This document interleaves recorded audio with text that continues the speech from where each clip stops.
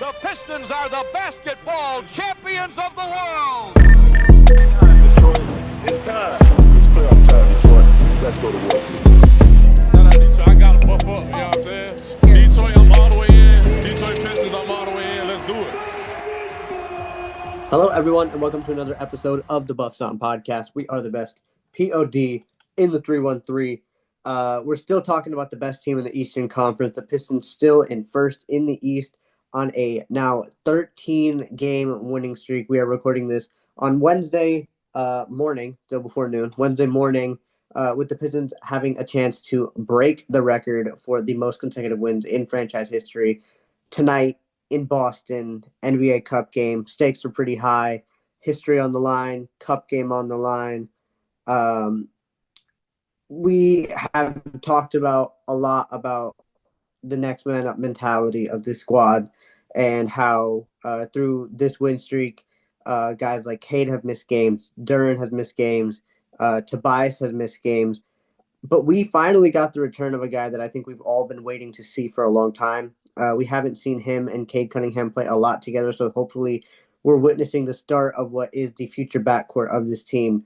Of course, I'm talking about Jaden Ivey. It was so nice to see J.I. back on the floor. Short stints to start in his return as we ramp up his conditioning. Gabe, you're first on my screen. Talk about what it's been like for you to see Jaden Ivey back on the floor making his return in Milwaukee the other night. For me, the thing that stuck out the most was that he got to the paint same way he always did. He was blown by guys, and then he'd pass out 2 3-point shooters, or he'd do a little like nifty close range shots, finishes at the rim. It looked like a much needed piece of the offense where at times we struggle, except for maybe Karras to get in and behind defenders easily. I thought he looked really good offensively. Touch on the defense later again, but he's like just coming back from injury. It's clear that he is athletically 100%. I think it's going to take some time for him to really find the connection with all these other pieces. But I mean, you can't really wish for anything more. His three-pointer looks smooth. He's getting to the paint and he's making the right reads. Agreed. I liked. I think like we talked about, finishing around the rim will come. I think he missed 2 off the top of my head. I can think of 2 layups. I don't remember 2 which easy games they were in, ones. but they were ones that I feel like he could make. Yeah, 2 easy ones. So hopefully that's just getting back into the flow of things kind of thing. We got Valley and Connie together. I'll start with Valley. Valley, your thoughts on J.I.'s return? It was exciting to see. I think against Indiana, there was a stretch where he scored, I think, 7 straight by himself, including a 3, including a really acrobatic layup. I thought that was like more so the Jaden Ivey we're used to. I think I've been incredibly impressed with him since he's come back. I was kind of expecting him to be a lot more out of control, and I'm solely speaking offensively here. I was expecting him to be a bit more out of control, maybe some turnovers, kind of some drives that ended nothing. But I thought, like you said, Gabe, he got to the hoop every time. He beat his guy. Yeah, he missed some layups, but I really think that's him just shaking off some rust. What I did like to see is he wasn't super high up in the air, falling down and not getting back on defense. Like he missed his layup and he was back. Um, eye test right away. Connie said it himself. He looks like a running back. He looks gigantic. Jaden Ivey, really, really strong. Helps him get to the hoop for sure. And yeah, like you said, that jumper looks good. I think Ivy raises our ceiling exponentially, which is interesting because they won 13 games in a row. It's going to come with a rotation headache, but to have Ivy it's a privilege to add him in the midst of such a long win streak. And you already see it in flashes how valuable he's going to be, how what different dynamic he provides us with his speed and with his knockdown shooting ability. This is a guy who shot 41% in his game last season before he got hurt by Cole Anthony. Looks like he's right there again, shooting that ball really, really well. Super excited. Every single game now, I'm just really excited to see Jaden Ivey come off the bench, see how he looks, and I only expect him to get better and better and just thrilled that he's back. And I think we got to give him a couple months here to really ramp up to near 100% again. But once he does get there and the process of getting there, it's going to be super fun to watch. It is, and I also like how we've also on a couple possessions let him go ISO with some guys. 2 off the top of my head. I don't remember what the possession ended with, but we were on the right side of the floor. On the right, he was near the near side corner. If you're watching on TV, I don't remember what that possession ended in. Second one I can think of, right side of the floor, far corner. He went ISO, hit a baseline jumper. Um, so And hopefully, he builds that trust up again. yeah, they're What are definitely you gonna say? Though? they're definitely like easing him in. I mean minutes wise, but also like gameplay wise. Um, there's not a lot of like load on his game right now. Like you said, he's got a couple ISOs, but most of the stuff is attacking on the weak side or just let like somebody else is doing the action a lot of time off the bench. It's Karis LeVert running the main offense, and Ivy is more of a secondary piece, which he's good at, and he's getting those threes to fall. But I think as the season goes on, we're gonna see more and more of the ball in Ivy's hands, and more of him running ISOs, him running pick and rolls and really being that like second real engine for this team. It's promising for me. I've liked the way he looks on offense. I mean, his layups are like a little goofy so far, but I think that's just kind of getting back into the flow of things. I love that the three-pointer still just fantastic. Looks really easy. Comes off his hand very easy. There's very little effort going into that shot, which is nice. Um, I there's mean, Ivy has been known as a layup misser, right? Has he? Kind of. I Yeah. guess. The miss and then Yeah, the I fall. feel like we've been talking about it for a while. Maybe I just forget. Maybe I just remember all the good parts. Um, Not a bad thing. yeah. I mean, I've had some issues with this game as well. I mean, you could chalk it up to him coming back, but his defense has been questionable. Um, And like you look at his physicality, his speed. There's really no reason that he shouldn't be um an elite defender, or at least a good defender. But like I think it's like mental lapses at this point. He's just kind of missing rotations sometimes, not helping when the helper helps, not being in the spot that he really needs to be in. And there's been a couple easy buckets for other teams off of that.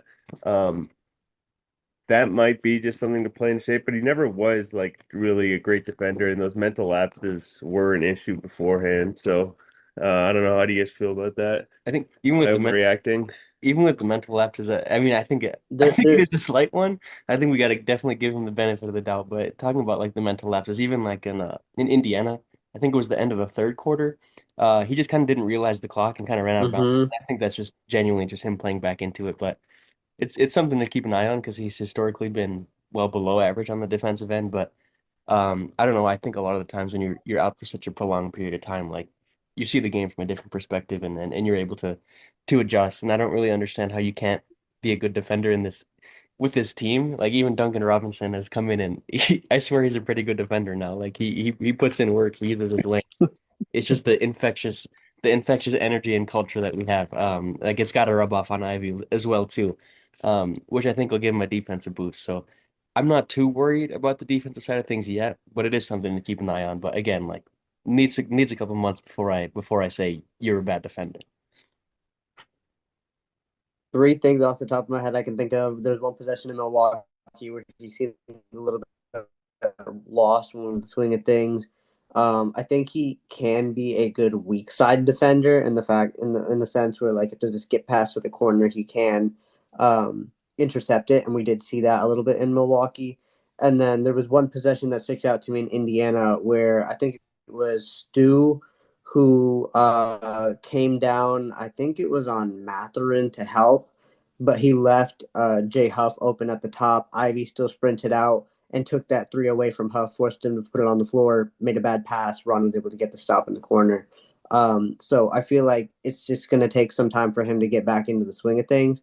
But I do think that maybe he won't be an elite defender, but like you said, even Duncan Robinson has taken some strides this season. So in the short time he's been here, so I'm sure Ji will figure something out and at least become passable and not really a liability. Connie, Gabe, your thoughts on Ji's defense? I know Gabe, you had something to say a little bit earlier. Yeah, I noticed a few times he really died on screens. I would like to see him kind of do the Asar thing where he kind of just gets skinny and slips and really moves his feet. He kind of plays defense like I do after like 5 games at the NCRB, where I'm just ready to call switch flat-footed. TJ McConnell had this guy spinning in circles. But then again, that's TJ. Other than that, yeah, it's like that I said, just a thing to keep an eye on. Maybe in another month, uh, with a larger sample size, I'll be ready to say, this guy's still a bad defender or is he a playable system defender? Because really, no matter how good your offense is in this identity scheme, if you're not bringing it on that end, you're just not going to play. And so I think that's kind of the difference between, is he a trade piece or is he that guy we want to keep for the future? You muted on it. My God, my bad. Very good points. I'm sure we're going to answer that in the next couple of months. Connie, your thoughts on JI's defense, or we can move into the topic that I think is on everybody's mind, and that's the rotations. Um, I think I said my piece. Like he hasn't really ever been a very good defender, and I think the issue's always kind of been on the mental side of things. Now he's never played with like at this level of Pistons team, and it's much easier to be a good defender when you're surrounded by a good defense. I mean, we saw that even with Stu early on in his career, he would have like bad defensive numbers metrics, but it's like obviously Stu's not a bad defender. It's just the whole system around him stinks. And now the whole system around Ivy is really, really, really good at defense. And if he can just fit in, um, it'll work out. But him coming back, yeah, I want to talk about rotations, man, because him coming back, we're 12 deep. Sasser coming back, we're 13 deep. Um, and I flat out, I might think that's too many guys. It's I don't know, it's such a tricky thing because I don't blame you. go ahead, Amit. Go ahead. No, I was just gonna say I don't blame you, but I like what JB said when he said like hopefully this takes some stress off of guys down the line. I do get it. I guess the initial point when I brought this up to Connie yesterday was like I'm just kind of slightly where we're gonna drop some games here, like a handful of games, just because we are running 12 deep. Obviously it could get better, but like even Kate said it, like our performance against Indiana was not good. Like it was not a pretty win, even though we did open up a 20-point lead. Um, just playing so many guys, I guess could lead to just a higher instance of inconsistency.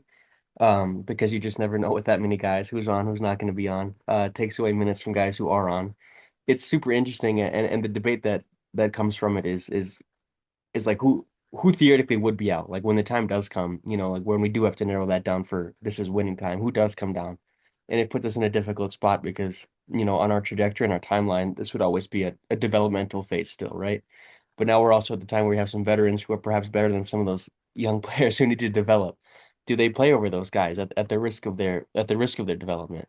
Um, it's really tricky right now. I think we can continue to run 12 deep. OKC of the East. I think we can continue to go 12 deep for now, but we really might have to see when the time does come. I want to throw out a question to you guys that maybe we can get this like down. So if we assume if Sass comes back and say we have 13 guys that could like reasonably play in an NBA rotation and it's playoff time and let's say we need to get it down to 9, who are the 4 guys that are getting DNPs in the biggest games? Funny you ask that because I just had a thought that for me it's pretty easy to see a top nine that there's 13 good guys, but to me if you cut Dennis, Green, Sasser, Paul Reed, I don't think Really? anyone's complaining. But I think I right away I think Javante Green has been absolutely. I think he's closer to like seventh or eighth man in the rotation than he is out of it right now. Honestly, I think and Javante's I mean, thoroughly deserved everything, and is like you didn't exclude Ronald from that list, Ron Holland. Right Yeah. now, Javante Green is much better than Ron Holland. By the end of the season, I think not. And also I think Ron is a better defender and he's 6'8". No Green also can't negatives. shoot. Like every time Green shoots, I expect it to miss, and then he He can occasionally swishes a moon ball. But like, shoot more than Ron can. Shit. Oh yeah. And I'm surprised you kept Dennis out, man. This is the story that turned like the driving force here. Um, if I were to take out four guys, must win game, I think it would be B-Ball Paul, Sass. I think Ron, It's and then I'm frozen with indecision, man. There's too many good guys on this. Maybe Ivy. It may honestly, it might be Ivy because like in the biggest that's games, like crazy. if they're picking on Ivy, he can't be out there, right? What do you think, I Ahmed? mean, it's either they're Like, either gonna pick Ivy or they're either gonna pick Ivy or Duncan Robinson. Like you got to pick your poison. and I think Dunk has to be out there as the only I shooter on think he the does team. too. Um, Yeah, and that's the other thing. Like Ivy needs to hit his shots like from now until like March, April, if we're gonna actually like have this conversation of is it Ivy or is it Duncan?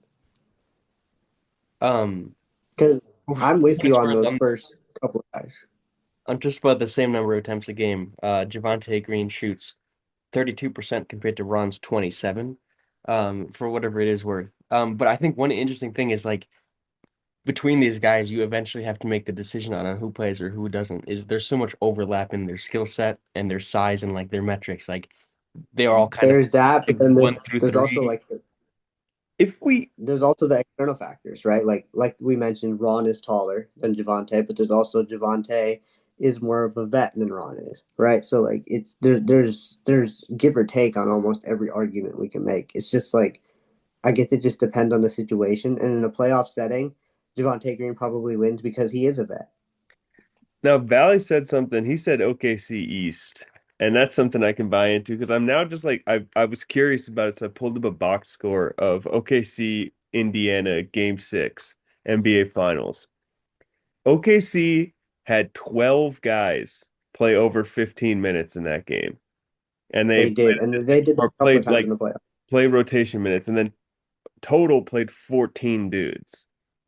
Is it could it be possible that they do just play 12, 13 guys in an important NBA game? Like if there is no um this is an issue of not too little but too much. Like all of these dudes could play in the rotation. So why not just let everybody play in the rotation? And I personally, at like this moment, am not against it. you stick the issue with that is that like maybe you get a little less rhythm for certain guys, but I think you give them proving minutes and then you go from there. Um, So who gets your proving minutes? everybody gets proving minutes. Everybody gets at least Who five, does? and then if you play good in your five, you get six. You You play play bad, good you at get six, you one. get seven. Yeah. Okay, that's cool. But I'm not opposed to this running it 12, 13, 14 deep. Like if that's something we can swing and manage it, like we got guys on this team who've had lower body injuries already, and we're only what 17 games into this season. Tobias, Duran, Cade, Ivy coming back off of one, Karras on and off, Sasser, I believe him too. Bobby Clintman is also having I think it's an ankle injury. So that's seven guys. That's seven of your potential 14 that are struggling with issues with their feet, ankle, and hips. So if this is possible to, if we can make it work, I'm not opposed to this at all. How we Am I the only one on Another this train? question. No, no, I Okay. completely agree. But that I think for me, that's more of a regular season insurance thing where you want as many guys as you can in the playoffs. You do what you have to. If Cade is out, Jenkins starts. Like that's why he played all year in order to give you That moment. the best shot of winning that game. For me, it's like yes, all these guys play. Is there any world in which this starting lineup changes? Because Ivy has been a starter in this league on this team, except when Killian Hayes started in front of him. But like we win so much now. Duncan is incredible with Cade, with JD. Like, is there any world in which he doesn't start even with a fully back Jaden Ivey.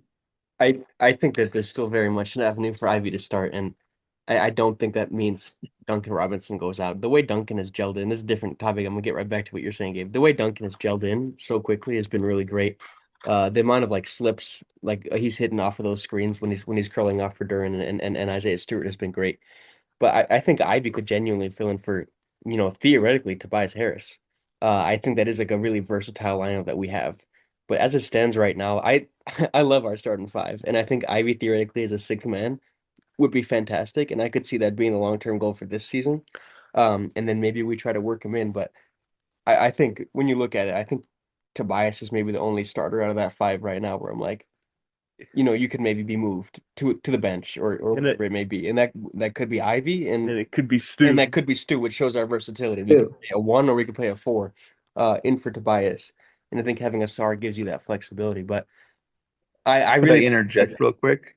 yeah, Is there no question on a SAR starting? not for me, no. No, I don't think so because I think that level of elite defense is most useful when used against elite offense, and that's like when you get it in the starting lineup. So like him being the best defender in the NBA on the wing is I think more useful when you're playing it against the best wings rather than the guys off the bench. And it's also he takes in a massive amount of I don't know, like a load off of Cade because he guards the point guard more than usual. Like Milwaukee, he destroyed Ryan Rollins. He made Ryan Rollins He have a was in really bad hell. time, especially in the first half. And he takes so much pressure off of Cade, and Cade can just take again Milwaukee. He takes the worst swing. He had to guard Kyle Kuzma, easy. And he has the size to be able to do that. So I think you cannot take a star out of that lineup just because it saves Cade so much energy and legs. I don't think I can take Asar out. I think ideally I'd like to start Asar and Stu, um, because you got basically one of the best interior defenders in the association and one of the best perimeter defenders in the association in your starting five. But I also love Tobias's game. Like I think we're at a point where we can also start talk like your starting five and your closing five. I think Tobias starts with the starting five. I think Stu closes. Um, that's kind of like where I'm at. It's like you just. It's also I feel like on a night to night basis. Like you got to go with what's working. There's some nights where Tobias can't hit squat, so you gotta uh, figure that out. But Tobias is, if you're not going to start I think Tobias has to start, and Tobias is that guy that late clock situations.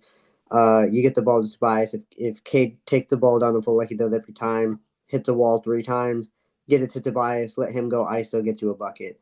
I feel like Tobias's value is being diminished a little bit with all this recent trade talk. I don't want to get rid of Tobias unless it's a clear upgrade, but I feel like Tobias Harris, he always makes his presence felt. And when he wasn't here, when he wasn't playing, I felt his absence. Now that he's back, I feel a little more secure. I don't want to take Tobias out of the starting five yet, but I would be open to it. I There's also guess like in the short term, just work. I fully get what you're saying. It's great to have his veteran presence. Like he hands down provides us with such a, I don't know, sense of security. But then there's also an instance like when we were really coming up in the crunch time against Indiana, and we come out of a timeout, hold the ball 15 seconds in our plays to post up Tobias Harris on Siakam. Like, yeah, he can get that, but that guy, if he's not on Okay, that that court I'm not more, a I fan feel of. like I that don't want ball to would post move up around Tobias him. on Siakam.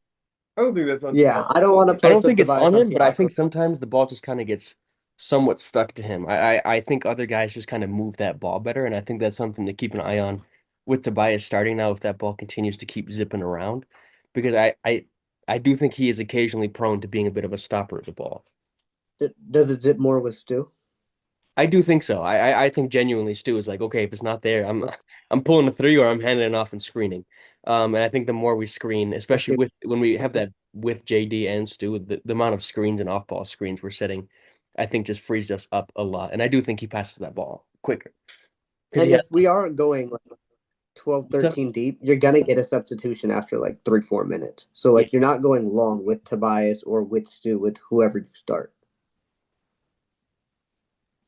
yeah. So I feel like it's just like that's why the other reason I'm a fan of the 12 deep, like you're getting a little bit of everything in there. Again, I don't know how it's gonna work long term, but I like the idea of it. I'm very much a fan of. I guess we can only wait and see how we're gonna do. Big one tonight. A lot of importance on the It line right is. now. It is a 14 game win streak on the line, 13, hoping to make it 14. NBA Cup game, the Magic absolutely demolishing the Sixers yesterday. So the Pistons need to come out, make a statement tonight. Not only win, hopefully win by a sizable margin, because I believe Orlando won by like, I don't know, what was it, like 40 something? It was crazy. They're much better Um, without Paulo. It's kind of funny. hey, we got the better 1-1 pick. I'm okay with it. Um, and Friday is going to be an absolute dogfight. I heard them say on the broadcast that it's sold out. I'm going to be in attendance, so it's going to be. I'm not even there yet. It's only Wednesday, and I already feel like it's big fight feel on Friday. It's long road trip too. If we do theoretically get this one in Boston, it's gonna be electric in Detroit. I mean, regardless, it will be. I have a few concerns about this game. I think Boston and Joe Mazzulla definitely, especially Joe I'm Mazzulla, scared. Pistons to set their franchise record win streak on their turf. Going to be super interesting. I'd be damned if we've gone this far in the pod though, and we're kind of wrapping her up. If we don't mention that we've won more games now. We've won 15 games. This is more wins than we had under the infamous 23-24 season. And we have a chance to hit the win streak of 14, which would just be really something. Anticipations for this game? Any expectations? More of the same for me. I need to see consistency. I don't know how many times in this win streak we've gone up by like 15, 20 points, and it ends up being a close game at the end or at a certain point. Like if you go up, stay up. And I don't know if that's a problem with the rotation, like we hinted at earlier, or if that's just a lapse in focus because everyone's like, oh, we're up 20. It's all good. I don't know what it is, but we need to figure that out like very soon because it's impressive that we can put these kind of numbers up on almost every single team we've played. Granted, our competition in some of these games hasn't been fantastic, but that also being said, if the competition isn't fantastic and you can build that kind of lead, why are you dropping it? So there's a couple questions here. I loved Cade's monotone tone after the win in Indy. He was not happy with how we closed that game, and I love that. You won the game. You won your 13th straight game, but you're not happy about how you closed it. So it just I appreciated that. I need to see consistency tonight. That's the one thing for me. If you start out hot, stay hot, or not just hot, but like lock in defensively the entire game. Yeah, Gabe, Yeah, go for it, Gabe. Derek White has started to hit some shots finally. So, he's going to put up like 15 threes. Peyton Pritchard as well, Jalen Brown as well. Like, we just need to be up and out at 3-point shooters. And I'm yeah, like, for me, when I compare the Bucks game to the Pacers game, the legs that Cade looked like he was playing with was a complete 180. He was so fresh in the Bucks game. His threes had lift, and then Pacers game he only took two threes, missed them both, and they were both those ugly clankers. I really want to see him hit some threes. Like he's gonna be defended by Jalen Brown. They're gonna go under every time because they don't have the personnel to switch. I really want to see him pull a lot of threes and actually look like they're going to go in.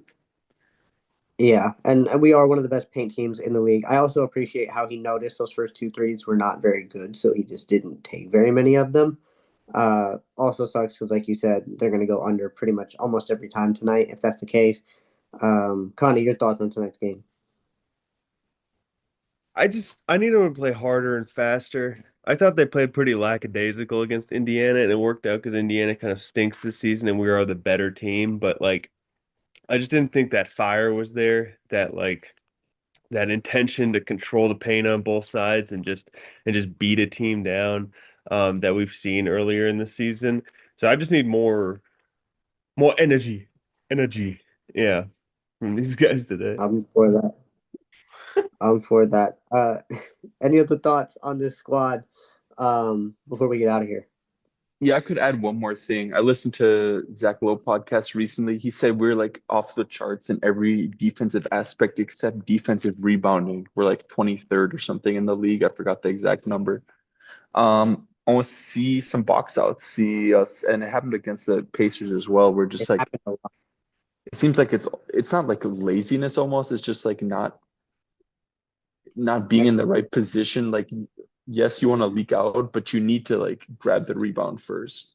Very true. So I really want to see that, especially there's going to be a lot of long rebounds. Boston takes a lot of threes. So please, like not three threes in one possession by them. What is the remaining schedule for this week after We this game? we got Boston today. We got Orlando on Friday, and then we fly out to Miami on Saturday. Miami also a very good team. And they just got Tyler Hero back, I think. 3-0. Not You have to go 3-0 at this point. you have to. You just have to. We just records are meant to be broken. Connie, how much time do we got? About 5 more minutes. Okay, quick question then. A lot of trade rumors going around lately. I'm going to throw out 3 names. Rank them. You can put them on your rank, or you can throw them out of the rank entirely. Anthony Davis, Larry Markkinen, Trey Murphy. We'll start with Gabe. Trey Murphy number 1, Markkinen number 2, Davis number 3. Okay. Connie? Davis number 1, because the Mavericks love to get fleeced. Trey Murphy number 2, even though I think the asking price is going to be way too high, and then Markkinen number 3 because I know the asking price is going to be way too high. Dealing with me. Exactly. Way Dude, too high. imagine Valley? you keep stewing that deal, and you have Duran and Davis starting, and then you have a 3-headed monster of Duran, Davis, and Stu at all times on the court, just mauling teams, bro. He could amplify At what we all do times so with an much. asterisk. Because I don't know how much Davis is going to play. Yeah, I was gonna say all-time But requires we go big. 12 deep.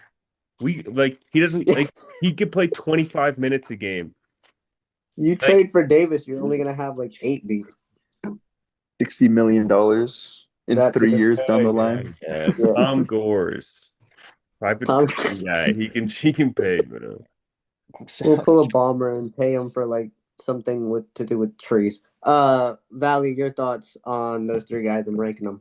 You know exactly where I stand on this. All those guys are out for me. There is no need to make any trade. There is no need to sacrifice any chance of re-signing anybody on this team. I would rather be able to have the ability to re-sign Asar Thompson, Jalen Duren, Jaden Ivey, Ron Holland a little down the line, maybe even Dennis Jenkins. We'll see. I would rather be able to pay our guys than have to be obliged to play an injury-prone 34-year-old Anthony Davis $60 million. That seems like the worst decision we could make and a potentially franchise shocking move that could genuinely be the make or break, or the break, I should say, of our organization. I'd love Trey Murphy, don't get me wrong. Great fit. Marketing would be a great fit. AD would be a great fit. Just don't want any of them. There's no need. We have our organic roster. adding an elite defensive power forward mid-season, huh? When have we seen that work out before for the Pistons? We already have Isaiah. Yeah, I don't know. I can't recall. Dude, Isaiah Stewart, let- Anthony Davis, Rasheed Wallace, Ben Wallace, man. Jalen Duren. Come on. That's them right there. Come on. Let us know who you would trade for in the comments below. Someone. If you trade for anyone, yeah. All right. We good? All right. Well, thank you everyone for listening to this episode of the Buff Sound Podcast. Hopefully, next time we come to you, we're not on a 14, we're not on a 15, we're on a 16 game streak. Hopefully, next time we come to you. So, throw the Buffs on Detroit because the future is bright.